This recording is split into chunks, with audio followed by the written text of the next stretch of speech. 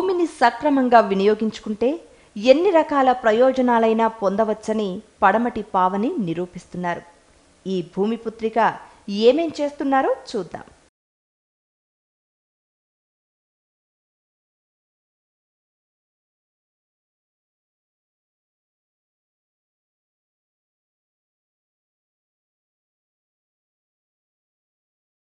యాదాద్రి జిల్లా బొమ్మల నామారం మండలం మర్యాల గ్రామంలో పడమటి పావనికి 20 ఎకరాల పొలం ఉంది. ఒక దశాబ్ద కాలంగా ఆమె 4 ఎకరాల్లో వరి పండిస్తున్నారు. ఇప్పుడు రసాయనాలు, ఎరువులు కాకుండా సేంద్రియ పద్ధతిలోనే వ్యవసాయం చేస్తున్నారు. ఈ ఏడాది తెలంగాణ సోనా అనే కొత్త వంగడాన్ని ప్రయోగాత్మకంగా వేశారు.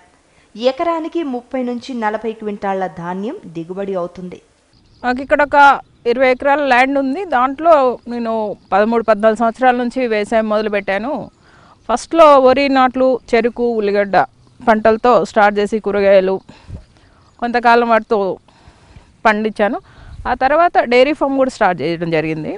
ప్రస్తుతానికి ఇక్కడ ఒక 4 ఎకరాలు వరి నాట్లు పెట్టి 4 ఎకరాల్లో మొక్కజొన్నను కోఫోర్ అంతర్పంటగా మొక్కజొన్న వేసి పశువుల గ్రాసానికి 4 ఎకరాల్లో మొక్కజొన్న పంట తీస్తున్నాము. ఇప్పుడు ఉన్న ఈ వరి నాట్లలో ఒక 2-3 వెరైటీస్ నాటు పెట్టడం జరిగింది. దాంట్లో ఫస్ట్ వన్ వచ్చేసి తెలంగాణ సోనా. 4 ఎకరాల్లో మొక్కజొన్న వేస్తున్నారు.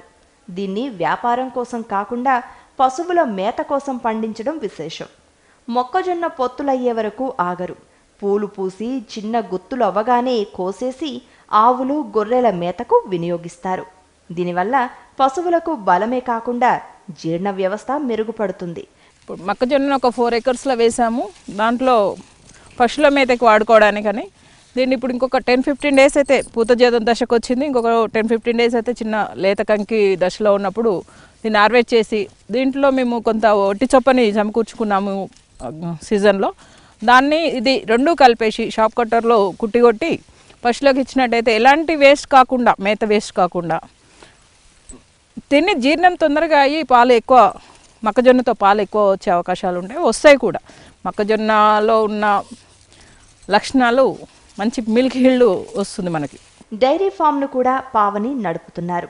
ఓ షెడ్డులో గొర్రెలను పెంచుతున్నారు, మరో షెడ్డులో ఆవులను మేపుతున్నారు. దాంతో పంటలకు కావలసిన జీవామృతం అక్కడే తయారవుతుంది. దీన్నే ఉపయోగిస్తూ రసాయనాలు, ఎరువులు వాడకపోవడం వల్ల పంటలకు ఖర్చు తక్కువ, దిగుబడి ఎక్కువగా ఉంటోంది. పంటలకు సరిపడా 2 బోర్లతో నీళ్లు తోడుతున్నారు. వర్షాలు పడనప్పుడు ఇబ్బందులు తప్పవు. మహిళల వ్యవసాయానికి తోడ్పడే ప్రభుత్వ పథకాలు ఉన్నాయి. వాటి గురించి పావని ఏమంటారో చూద్దాం. ఇప్పుడు మనం చూస్తున్నది ఒక 4 ఎకరాల్లో వరి నాటు పెట్టడం జరిగింది ఈ సంవత్సరము. దీంట్లో 3 రకాల పంటలని పెట్టాను నేను. దీంట్లో కొత్త రకంగా తెలంగాణ సోనా అనేది మన తెలంగాణ గవర్నమెంట్ ఇంట్రడ్యూస్ చేసింది. దాన్ని వర్షాకాలమే కాకుండా ఎండాకాలంలో కూడా ఎలా ఉంటుంది ఆ పంట అన్నట్టుగా నేను ఒక 2 మల్లల్లో పెట్టడం జరిగింది. అది సన్న రకము, తినడానికి బాగుంటుంది అనే ఉద్దేశంతో. తర్వాత బతుకమ్మ వెరైటీ, దాంట్లో హీల్డ్ ఎక్కువ వస్తుందని చెప్పారు. అది కూడా ఒక 2 ఎకర్స్ అది పెట్టాము. మిగిలింది 1010 రకాన్ని పెట్టాను. ఆ 1010 నేను ఈ వరి నాటుకు మా డైరీ ఫామ్లో వచ్చిన వేస్ట్, అంటే వాటిని కడగా వచ్చిన వాటర్ అనుకోండి, వాటి మూత్రము అదంతా ఒక దగ్గర జామ్ చేసి దాన్ని మడ్ పంప్తో పంపిస్తున్నాం ఇక్కడికి. దాంతో నాకు ఈ సంవత్సరం 2 సార్లు జీవామృతం కూడా చల్లాను నేను. దాంతో ఈసారి వరి చేను చూడడానికి హేపుగా వచ్చింది. దీని నుంచి దిగుబడి ఎక్కువ వస్తుందని ఆశిస్తున్నాను నేను. మామూలు మందుల కన్నా ఆర్గానిక్లో డిఫరెంట్ కనబడుతుంది నాకు చేనులో చూడడానికి. 3 రకాల వరి పంటలు వేస్తున్నారు పావని. వానాకాలంలోనే కాకుండా ఎండాకాలంలోనూ బతుకమ్మ వరి వంగడాన్ని ప్రయోగాత్మకంగా వేశారు. ఏపుగా వచ్చిన వరిని చూస్తూ దిగుబడి బాగా వస్తుందని ఆశాభావాన్ని వ్యక్తం చేశారామె. బోర్ల నుంచి వచ్చే నీరు దుర్వినియోగం కాకుండా ఎలా సద్వినియోగం చేస్తున్నారో ఆమె మాటల్లోనే తెలుసుకుందాం. ఇప్పుడు పైమల్లో మోటార్ పోస్తుందండి. అక్కడ నుంచి కింది పొలంలోకి వెళ్ళడానికి ఇలా ఈ ఒక్క మళ్ళలో నుంచే ప్రతి మళ్ళకు వెళ్ళడానికి ఇక్కడ రాళ్ళు పెట్టి మెదువులా చేసుకోవడం జరిగింది. ఇందులో నుంచి ఇక్కడ దీంట్లో సరిపడా నీళ్ళు ఉండి మిగతా ఎక్సెస్ వాటర్ అంతా కిందికి వెళ్ళిపోయి కింద పొలం పారుతుంది. ప్రతి మళ్ళీ కూడా అలా చేసుకుంటే మనం రోజు ప్రతి మడికి పారుతుందా లేదా చూసుకోనక్కర్లేకుండా ఈ మళ్ళీ నుంచి ఒకసారి తిరిగి చూసుకుంటే సరిపోతుంది అంతే తప్ప ఇది కరెక్ట్గా లేకపోతే ఈ మడి నీళ్ళు వెళ్ళిపోయి ఆ మళ్ళీకి ఎండిపోయే అవకాశాలు ఉంటాయి. కాబట్టి జాగ్రత్తగా మెదువులను రాళ్ళు పెట్టి చేసుకోవాల్సిన అవసరం ఉంటుంది. పశువుల మేత కోసం వేసే మొక్కజొన్న 10-15 రోజుల్లో కోతకొస్తుంది. పూత పూసి గుత్తులయ్యే వరకే కాబట్టి ఆ వ్యవధి చాలు. 4 ఏళ్ల నుంచి దీన్ని వేస్తున్నారు. పూత గుత్తుల స్థాయిలోనే కోసేస్తారు. దాన్ని సైలేజ్, అదే నిల్వ ఉంచే పద్ధతిలో తయారు చేస్తారు. ఈ మేత పశువులకు, గొర్రెలకు సులువుగా జీర్ణమవుతుంది. పాల దిగుబడి కూడా ఎక్కువగా ఉంటుంది. వర్షాకాలంలో అయితే పొత్తుల వరకు మొక్కజొన్న మొక్కల్ని పెంచితే మార్కెట్ చేసుకోవచ్చు. కానీ పావని ఆవుల మేతకే ప్రాధాన్యం ఇస్తున్నారు. సైలేజ్ అంటారు దీన్ని, మాగుడు గడ్డి అని కూడా అంటారు. దీన్ని ఎలా తయారు చేసే విధానం అంటే మొక్కజొన్న పచ్చిగా ఉన్నప్పుడు అంటే ఇప్పుడు మనం పొలంలో నుంచి కోసి కంకి ఉన్న పాల దశలో లేదా కంకి తీసి మార్కెట్లో తినడానికి అమ్మినాక కూడా 30% కంకితో కానీ దీన్ని తీసుకొచ్చి ఒకరోజు ఇవాళ కోసినట్టయితే సాయంత్రానికి గుంత దగ్గర తెచ్చిపెట్టుకొని షాప్ చేసుకొని నెక్స్ట్ డే షాప్ కుట్టి కొట్టడం మొదలు పెట్టాలి. ఈ గుంతలు ఇట్లా తీసి కన్స్ట్రక్షన్ చేసినైనా పర్లేదు, లేదంటే ఓపెన్గా తీసుకొని వాటిలో కవర్లు వేసి టెంపరరీ గుంతలు అనుకుంటే కవర్లు మంచి కవర్లు వేసి అయినా సరే దీన్ని నింపుకోవడానికి వీలుగా ఉంటుంది. ఖర్చు తక్కువగా అవుతుంది. దీన్ని ఎండాకాలంలో మనకు వర్షాకాలంలో సమృద్ధిగా దొరుకుతుంది. మొక్కజొన్న కానివ్వండి, జొన్న కానివ్వండి, ఏబీబీఎన్ కానివ్వండి. దాన్ని మనం ప్రిజర్వ్ చేసుకున్నట్టయితే ఒక 15 రోజులు కష్టపడితే 100 టన్నుల వరకు మనం ప్రిజర్వ్ చేసుకోవచ్చు. దాన్ని ఎండాకాలం మనకు మేత దొరకని టైంలో, పచ్చి మేత దొరకని టైంలో ఒక 6 నెలలు వాడుకోవడానికి వీలుగా ఉంటుంది.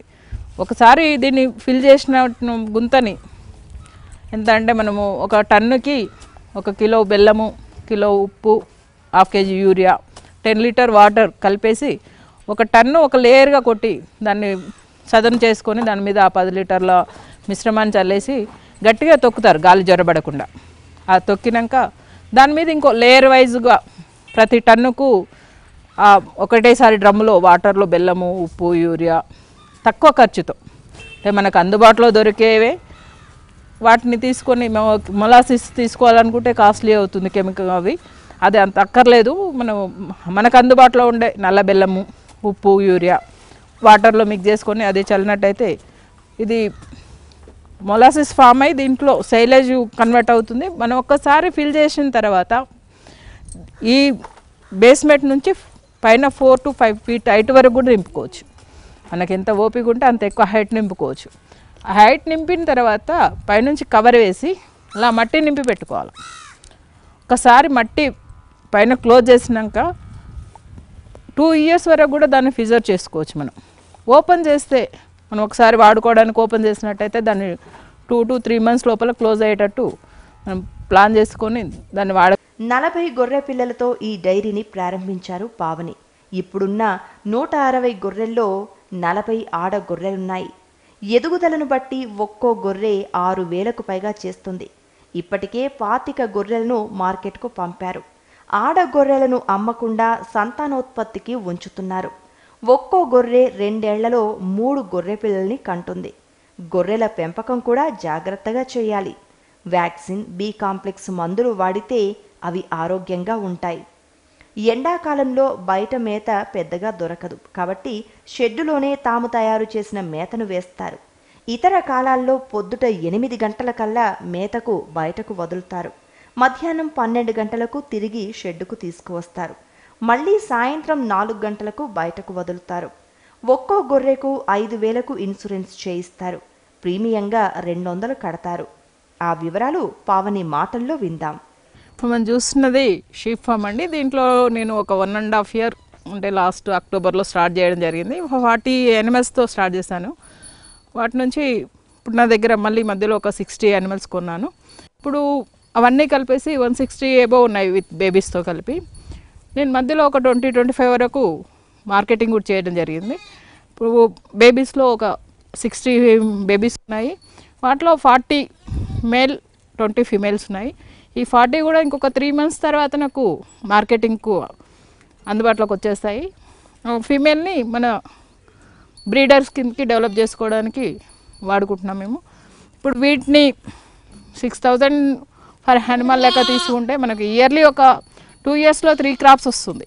అంటే 2 ఇయర్స్కు 3 పిల్లలు వస్తూ ఉన్నాయి. అందులో మనం పిల్లల్ని జాగ్రత్తగా పెంచినట్టయితే లాభాలు ఉంటాయి. ఇది ఇన్సూరెన్స్ ట్యాగ్ అండి. ఒకసారి ట్యాగింగ్ చేసిన తర్వాత బై మిస్టేక్ ఎక్కడన్నా పోయినా కూడా దానికి మళ్ళీ ఆ నెంబర్తో మనము వాళ్ళకు లెటర్ రాసినట్టయితే రీట్యాగింగ్ ఇస్తారు. ఆ ట్యాగ్ మళ్ళీ జాగ్రత్తగా చూసుకుంటే సరిపోతుంది. 1 ఇయర్ 3 ఇయర్స్ మనం చేసిన పీరియడ్ ఎంత అవుతుందో అంతవరకు మనం దాని ట్యాగింగ్ జాగ్రత్తగా చూసుకోవాలి. అదిగో ఆ షెడ్డులో ఆవుల మంద. వాటిని పావని అభిమానంగా చూస్తూ సాకుతున్నారు. ఆవుల్ని కడిగించాక ఉదయం 10 గంటలకు సాయంత్రం 4 గంటలకు 10 కేజీల చొప్పున మేత వేస్తారు. అది కుడితి కావచ్చు, దాణా కావచ్చు. ఆవుల ఆరోగ్యానికి సంబంధించి కూడా శ్రద్ధ తీసుకుంటారు. రోగాలు రాకుండా వ్యాక్సిన్ వేయిస్తారు. అలాగే బి కాంప్లెక్స్ మందులు వేస్తారు. వేసవిలో పచ్చగడ్డి ఉండదు కాబట్టి సాధారణంగా ఎండుగడ్డి వేస్తారు చాలామంది. అయితే పావని ఎండుగడ్డి వేయడం మానేశారు. ఎందుకంటే అందులో పోషకాలు పెద్దగా ఏమీ ఉండవు. అందుకని జొన్న కాడలు మొదలైన వాటిని నిల్వ చేసి టన్నుకి కిలో నల్లబెల్లం, ఉప్పు, యూరియా వంటివి కలిపి ఆవుల మేత తయారు చేస్తున్నారు. ఇది 3 ఏళ్ల వరకు ఉపయోగపడుతుంది. ఆ విశేషాలు పావని నోట విందాం. ఇది మనం చూస్తున్నది వర్మీ కాంపోస్ట్ అంటారండి. దీన్ని మన పశువుల దగ్గర నుంచి వచ్చిన పేడని తీసుకొచ్చి కుప్పలుగా వేసుకొని ఒక 20 డేస్ వాటరింగ్ చేసుకొని, అంటే దాన్ని పచ్చి పేడలో వేడి ఉంటుంది కాబట్టి దాన్ని చల్లబరచడానికి ఒక 20 డేస్ రోజు పొద్దున సాయంత్రం వాటరింగ్ చేసుకొని, ఆ తర్వాత ఎర్రలని అంటే ఎర్త్వామ్స్ అంటారు, వీటిని ఇలా తీసుకొచ్చి కొన్ని ఒక 2-3 కేజీలు వేసినా కూడా మనకు 1-2 మంత్స్లో స్ప్రెడ్ అయ్యి వర్మీ కంపోస్ట్ తయారవుతుంది. ఇప్పుడు ఈ పై లేయర్ మొత్తం వర్మీ కంపోస్ట్ రెడీ అయింది, తీయడానికి రెడీగా ఉంది. దీన్ని తీసి మనం బ్యాగ్లలో నింపుకొని అవసరం అనుకుంటే మార్కెట్లో అమ్ముకోవడానికి కూడా డిమాండ్ ఉంది. ఇప్పుడు చాలామంది అడుగుతున్నారు. తర్వాత ఓపెన్ ఫీల్డ్లో మనకు వరికి కానీ కూరగాయలకు కానివ్వండి, నేనైతే పాలీ హౌస్లో వాడుతున్నాను. దీని రిజల్ట్ చాలా బాగుంది. మనం పచ్చి పేడ వేసిన దాని మీద 50% రిజల్ట్ ఎక్కువ కనపడుతుంది. ఇది కొంచెం వేసినా కూడా ఎక్కువ లాభాలు ఉంటాయి. దీన్ని చేయడం చాలా ఈజీ. ప్రతి రైతు కూడా కొన్ని ఆవులున్నా బర్రెలున్నా పశువులు ఏవైనా సరే చెట్టు కింద వేసుకున్నా కూడా వచ్చేది. దీనికి స్పెషల్గా మనం ఏదో ఖర్చు పెట్టుకోవాలా, ఎక్స్ట్రా పని చేయాల్సిన అవసరం లేకుండా కొంచెం పేడని కుప్పలుగా వేసుకొని దాంట్లో కొన్ని వానపాములు తెచ్చేసుకొని రోజు పొద్దున ఒకసారి నీళ్లు పట్టేసి సరిపోతుంది. వర్షాకాలం, చలికాలం అయితే. ఎండాకాలం కొంచెం 2 సార్లు 2 పూటలో నీళ్లు పట్టుకుంటే ఈ వేడి తగ్గి ఎర్రలు చనిపోకుండా ఉంటాయి. ఆవుల నుంచి రోజు 150 నుంచి 160 లీటర్ల పాలు లభిస్తాయి. కొన్ని ఆవులు రోజు 15 నుంచి 20 లీటర్ల వరకు పాలిస్తాయి. రోజు కూలీల నుంచి పాలు పితికిస్తారు. చివర కొన్ని పాలు వాటి దూడలకు ఉండేలా మిగులుస్తారు. సాయంత్రం 5 గంటలకు పితికిన పాలను డైరీకి సరఫరా చేస్తారు. ఆవులనే కాకుండా అవి ఉండే షెడ్ను శుభ్రంగా ఉంచుతారు. దాంతో బ్యాక్టీరియా రాకుండా ఉంటుంది. ఇప్పుడు వీటికి సాయంత్రం రోజు 5 గంటలకి పాలు తీయడం స్టార్ట్ చేస్తారు. 5 నుంచి 6 గంటల వరకు మొత్తం ఆవులకు పాలు తీసి ఫ్రెష్గా ఒక క్యాన్లో నీట్గా పోసి పెట్టేసి మదర్ డైరీ పంపిస్తాం మేము. వీటిని అంటే ఇట్లా షెడ్ శుభ్రతగా, అంటే సాయంత్రం కాగానే పేడ గుంజుకోవడము, నీట్గా తీసి పెట్టడము, అవసరం అనుకుంటే వాటర్ కొట్టడము. షెడ్ నీట్గా ఉంచినట్టయితే పాలలో ఎలాంటి బ్యాక్టీరియా రాకుండా జాగ్రత్త పడటం జరుగుతుంది. ఆవు పాలు పిండేటప్పుడు కూడా ఆవు పొదుగు దూడ చీకిన తర్వాత తీస్తాం కాబట్టి నీట్గా వస్తుంది. అట్లా ఎలాంటి చెత్త పడకుండా మనం క్యాన్ నింపేటప్పుడు జాలి పెట్టేసి నింపుతాము.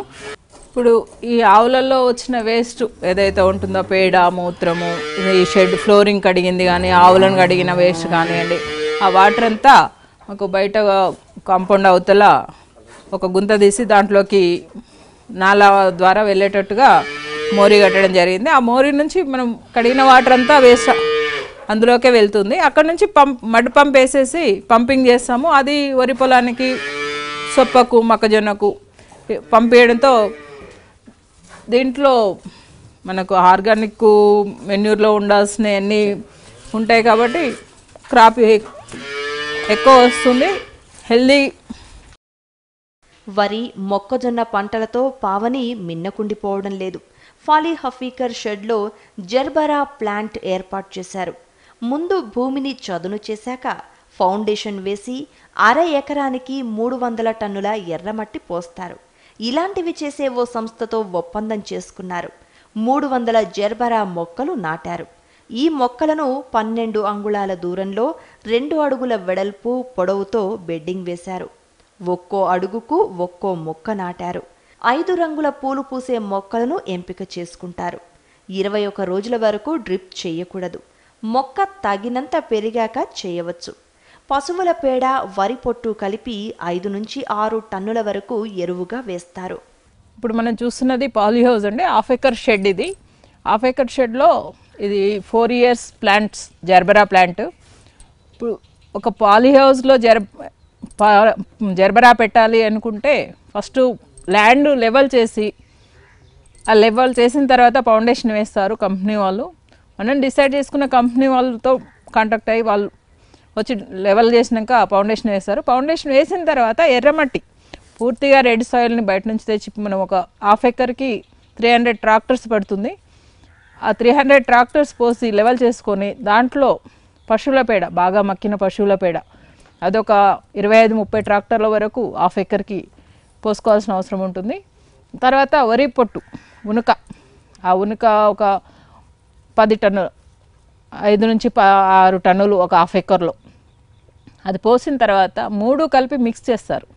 జేసీపీతో అంతా కింది మీదికి అనేసి మిక్స్ చేస్తాము. అది చేసినాక ఫౌండేషన్ వేసిన తర్వాత ఈ స్ట్రక్చర్ ఫిట్టింగ్ చేస్తారు వాళ్ళు, కంపెనీ వాళ్ళు. స్ట్రక్చర్ ఫిట్టింగ్ చేసి ఫిలిము నెట్ వేయక ముందుకు మనము పూర్తిగా దాన్ని సాయిల్ అంతా రోటవీటర్తో కొట్టి కానీ జేసీపీతో మిక్స్ చేసి కానీ చదును చేసి పెట్టుకోవాలి లెవెల్. అది లెవెల్ చేసిన తర్వాత మనకు స్ట్రక్చర్ కంప్లీట్ అయ్యి shade net, cover, film total వేసిన తర్వాత బెడ్డింగ్ చేసుకోవాల్సిన అవసరం ఉంటుంది. ఆ బెడ్ సైజ్ ఏంటంటే ఒక 2 feet వెడల్పు, 2 feet హైట్ ఒక బెడ్ సైజ్. అలా చేసుకుంటే మధ్యలో పాత్వే మనం నడవడానికి, ఫ్లవర్ ప్లక్కింగ్ చేసుకోవడానికి, ఆకు తీయడానికి కానీ స్ప్రేయింగ్ కానీ దారి కావాలి. కాబట్టి మధ్యలో ఒక 12 ఇంచుల దారి వదిలిపెట్టేసి 2 feet వెడల్పు, 2 feet హైట్తో బెడ్స్ ఫామ్ చేసుకోవాలి. బెడ్ ఫామ్ చేసిన తర్వాత బెడ్ మీద 2 లైన్ల డ్రిప్పర్స్, 2 లైన్స్ లాటరల్ పరుచుకొని 1 feetకు ఒక ప్లాంట్ పెట్టుకోవాలి. జిగ్జాగ్ సిస్టమ్ అంటే ఆపోజిట్ కాకుండా కొంచెం క్రాస్ జిగ్జాగ్లో పెట్టుకున్నట్టయితే మనకు మొక్క హెల్దీగా పెరిగి కొంచెం క్రాస్ వెంటిలేషన్, గాలి తగలడానికి కానీ దానికి హెల్దీగా ఉండడానికి అనుకువగా ఉంటుంది. నెలన్నరకు మొగ్గ మొదలవుతుంది. వాటిని తెంపేయాలి. 3 నెలల వరకు అలా చేస్తూ ఉండాలి. అలా చేస్తేనే మొక్క ఆరోగ్యంగా ఎదుగుతుంది. 3 నెలలకు తయారైన మొక్క 4-5 ఏళ్ల వరకు పూలు పూస్తుంది. వాతావరణాన్ని అదుపు చేస్తూ ఉండాలి. అది ఎప్పుడెప్పుడు ఎలా చేయాలి పావని మాటల్లో తెలుసుకుందాం. ఒక్కసారి ఫ్లవరింగ్ స్టార్ట్ అయిన తర్వాత దాన్ని చాలా జాగ్రత్తగా మెయింటైన్ చేయాల్సిన అవసరం ఉంటుందండి. ఎందుకంటే టెంపరేచర్ కంట్రోల్ చేసుకోవాల్సింది ఉంటుంది సమ్మర్లో అయితే. వింటర్లో అయితే హ్యూమిడిటీ పెంచుకోవడానికి సైడ్ పరదలు, పైన కర్టెన్స్, వాటిని చలి ఎక్కువగా ఉన్నప్పుడు క్లోజ్ చేసుకొని టెంపరేచర్ ఎక్కువ లోపల ఉండేటట్టు చూసుకోవాలి. సమ్మర్లో అయితే టెంపరేచర్ తగ్గించుకునేటానికి ఫాగర్స్ వాడుకోవచ్చు. షవరింగు పైన ఉన్నాయి ఫాగర్స్ ఇప్పుడు అవి, వాటిని ఎవ్రీ 1 hourకి ఒక 2 minutes చేస్తే మనకు టెంపరేచర్ కంట్రోల్ అవుతుంది. ఇంట్లో సైడ్ కర్టెన్స్ కూడా ఓపెన్ చేసి 24 hours ఓపెన్ చేసి పెట్టడంతో కూడా కొంచెం టెంపరేచర్ ఎయిర్ పాస్ అవ్వడంతో టెంపరేచర్ తక్కువగా ఉంటుంది. సమ్మర్లో మెయిన్గా షెడ్లో ఎప్పుడు వెట్గా ఉండేటట్టు, ప్రతి ఏరియా కార్నర్స్ కానివ్వండి, షెడ్లో బెడ్స్ కానివ్వండి, ఏదైనా సరే వెట్గా ఉండేటట్టు చూసుకుంటే కొన్ని మైట్స్ అలాంటివి రాకుండా కంట్రోల్ చేసుకునే అవకాశాలు ఉంటాయి. అది మనం ఒకసారి డ్రై అయినట్టుగా ఉంటే మైట్స్ వచ్చింది అంటే దాన్ని బయట పంపించడం చాలా కష్టం. దాన్ని మందులతో అంత తొందరగా పోదు. అందుకోసం ముందు జాగ్రత్తగా ఫ్రీక్వెన్సీగా స్ప్రే చేసుకోవడము, మనం తీసుకోవాల్సిన జాగ్రత్తలు, వాటర్ షవరింగ్ చేయడము, పాత్వేలలో వాటర్ పెట్టుకోవడము, ఎప్పుడు వెట్గా ఉండేటట్టు చూసుకోవాలి. సమ్మరు వింటర్లో మనకు బూడిద తెగులు వస్తుంది బాగా ఎక్కువ చలిగా ఉన్నప్పుడు. దాన్ని స్టార్టింగ్ స్టేజ్లో రాకుండా ప్రికాషనరీగా వీక్లీ వన్స్, 15 daysకి వన్స్ ఆర్గానిక్లో కానివ్వండి, కెమికల్లో కానివ్వండి స్ప్రేలు చేసుకుంటే అది రాకుండా ఉన్నప్పుడు చెట్టు డ్యామేజ్ కాదు. ఒకసారి బూడిద తెగులు స్టార్ట్ అయ్యింది అంటే దాన్ని కంట్రోల్ చేయడం కూడా కష్టంగానే ఉంటుంది. తొందరగా స్ప్రెడ్ అవుతుంది ఎందుకంటే క్లోజ్డ్ ఏరియా కాబట్టి. దాన్ని ప్రికాషనరీ ఎవ్రీ alternate daysకి ఒకసారి స్ప్రే చేసుకొని తొందరగా కంట్రోల్ చేసుకునే ప్రయత్నం చేయాలి. దీంట్లో ముఖ్యంగా వచ్చేటి thrips, mites, caterpillar, leaf miner and powdery. ఈ 5-6 వెరైటీస్ బ్యాక్టీరియా అనేది ఒక మొక్కకు వచ్చిందంటే అది ఏ డిసీజ్ అయినా కూడా ఒక దానికి కనబడింది అంటే తొందరగా స్ప్రెడ్ అయ్యి షెడ్ మొత్తం వ్యాపిస్తుంది తొందరగా. అది రాకుండా ఎక్కడైనా బ్యాక్టీరియా మొక్క కనబడింది అనుకుంటే దాన్ని రిమూవ్ చేయడము, లేదంటే కొంచెం డ్రించింగ్ మందులు అటు మొక్కకు డ్రించింగ్ చేయడము, స్ప్రేయింగ్ చేయడము, అలాంటివి జాగ్రత్తగా చూసుకున్నట్టయితే కొంచెం కంట్రోల్ చేసుకోగలుగుతాం. అది పెరగకుండా ఇంకా వేరే మొక్కలకు రాకుండా చూసుకోవడం జరుగుతుంది. దీంట్లో బ్యాక్టీరియా అలాంటివి ఏదైనా వచ్చినా కొంచెం ఆర్గానిక్లో పోతే సక్సెస్ అవుతామని నా ఒపీనియన్. పెద్ద కంకర, పేడ పల్చగా కలిపిన దాంట్లో కొన్ని వానపాములు వేస్తే అవి రోజు రోజుకు అనేకమవుతాయి. వాటితో కూడిన ఆ పదార్థాన్ని మొక్కలకు వేస్తే బలంగా, తొందరగా, ఏపుగా పెరుగుతాయి. ఇప్పుడు మనం చూస్తుంది ఇది వర్మీ వాష్ తయారు చేసుకునే హౌస్ అండి.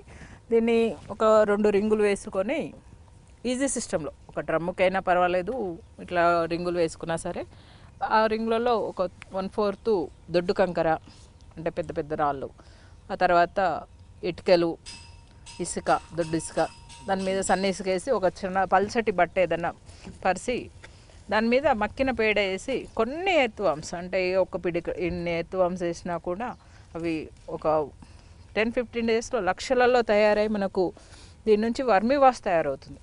ఈ ఎర్రలు అంటారు వీటిని, ఎర్త్వామ్స్. వీటి నుంచి మనకు వర్మీ వాష్ తయారవుతుంది. వర్మీ కాంపోస్ట్ కూడా రెడీ అవుతుంది. ఈ వర్మీ వాష్ ఏ మొక్కకైనా, మనం ఫ్రూట్స్కి కానివ్వండి, ఫ్లవర్స్కి, వెజిటేబుల్స్కి, దీంట్లో ఒక గ్లూకోజ్, మనిషికి ఎలా గ్లూకోజ్ పెట్టినట్టుగా పెడితే ఎనర్జీ వస్తుందో దీంతో అంత ఎనర్జీ వచ్చి హెల్దీగా ప్లాంట్ గ్రోత్ అంత తొందరగా వస్తుంది. చాలా ఈజీగా దీన్ని మనం ప్రోడక్ట్ చేసుకోవచ్చు. దీన్ని మార్కెట్లో కొంటే 150 రూపీస్ పర్ లీటర్ ఉంటుంది.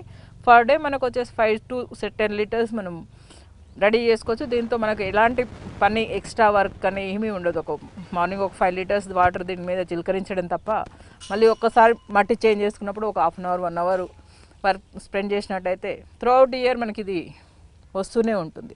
ఇది వర్మీ వాష్ దాంట్లో నుంచి వచ్చిన వాటర్ అండి, ఇట్లా లిక్విడ్ లాగా వస్తుంది వర్మీ వాష్.